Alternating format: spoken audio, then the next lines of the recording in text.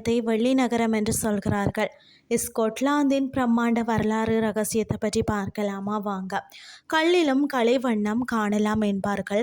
ஆனால் ஒரு முழு நகரத்தையே கல்லால் செதுக்கி அதை இயற்கையின் ஒளியால் ஜொலிக்க வைக்க முடியும் என்பதற்கு உலக வரைபடத்தில் ஆக சிறந்த உதாரணம் தான் ஸ்கொட்லாந்தின் பார்த்தீங்கன்னா அபர்டீன் நகரமாகும்.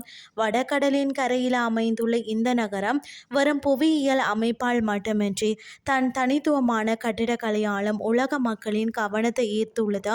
மழையில நனைந்தாலும் வெயில்ல காய்ந்தாலும் வெள்ளி துகள்களாய் மின்னும் தன்மையை கொண்ட இந்த நகரத்தை ஏன் ஜொலிக்கும் நகரம் என்று, கிரானைட் நகரம் என்றும் அழைக்கிறார்கள் என்பதையும் அதன் வரலாற்று பெருமைகளையும் தான் நாம் இன்றைக்கு பார்க்க போறோம். கிரானைட் நகரம் அதாவது பார்த்தீங்கன்னு சொன்னால் 18ஆம் நூற்றாண்டின் பிற்பகுதியில் இருந்த 20ஆம் நூற்றாண்டின் நடுப்பகுதி வரை அபர்டீன் நகரத்தில் கட்டப்பட்ட பெரும்பாலான கட்டிடங்கள் அங்குள்ள உள்ளூர் குவாரிகளில் இருந்து வெட்டி எடுக்கப்பட்ட சாம்பல் நிற கிரானைட் கற்களை கொண்டே கட்டப்பட்டிருக்கிறதாம்.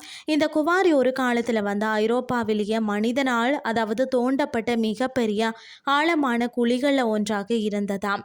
அதாவது பார்த்தீங்கன்னா இந்த கிரானைட் கற்களில் மைகா மற்றது குவார்ட்ஸ் ஆகிய தாதுக்கள் மிக அதிக அளவில் கலந்திருக்கிறதா. வெயில் அடிக்கும் போது இந்த கற்களில் உள்ள தாதுக்கள் ஒளியை எதிரொலித்து கட்டிடங்கள் அனைத்தும் ஏதோ வைரம் அல்லது வெள்ளி துகள்கள் பூசப்பட்டது போல மின்னுமாம். ஸ்கொட்லாந்தில் அடிக்கடி மழை பெய்து கட்டிடங்கள் நனையும் போதும் அந்த ஈரப்பதம் பார்த்தீங்கன்னு சொன்னால் இந்த கிரானைட் கற்களுக்கு ஒரு தனித்துவமான பளபளப்பை தரும். அதனால் தான் இதற்கு வெள்ளி நகரம் என்ற பெயரும் வந்ததாம். இந்த கற்களை கொண்டு செதுக்கப்பட்ட அபர்டீன் கட்டிடங்கள் உலகத்தரம் வாய்ந்தவை. உதாரணமாக பார்த்தீங்கன்னா மார்சல் கல்லூரி இது உலகிலேயே கிரானைட் கல்லால் கட்டப்பட்ட இரண்டாவது மிகப்பெரிய கட்டிடமாகும். இதன் கோபுரங்களும் வேலைப்பாடுகளும் சூரிய ஒளியில பிரம்மாண்டமாக ஜொலிப்பதற்கானதான் கண்கூடி வேண்டுமாம். அபர்டீன் நகர மண்டபம் பார்த்தீங்கன்னா கோதிக் பாணியில கட்டப்பட்ட இந்த கட்டிடமும் நகரத்தின் ஜொலிப்புக்கு மிக சிறந்த உதாரணம். நவீன அடையாளம் பார்த்தீங்கன்னா ஐரோப்பாவின் எரிசக்தி தலைநகரம் 1970களில் வடகடலில் கச்சா எண்ணெய் கண்டுபிடிக்கப்பட்ட பிறகுதான் அபர்டீன் பொருளாதார ரீதியாகவும் ஜொலிக்கும் நகரமாக மாறியது. இன்று இது ஐரோப்பாவின் எண்ணெய் தலைநகரம் என்றும் அழைக்கப்படுகிறதாம்.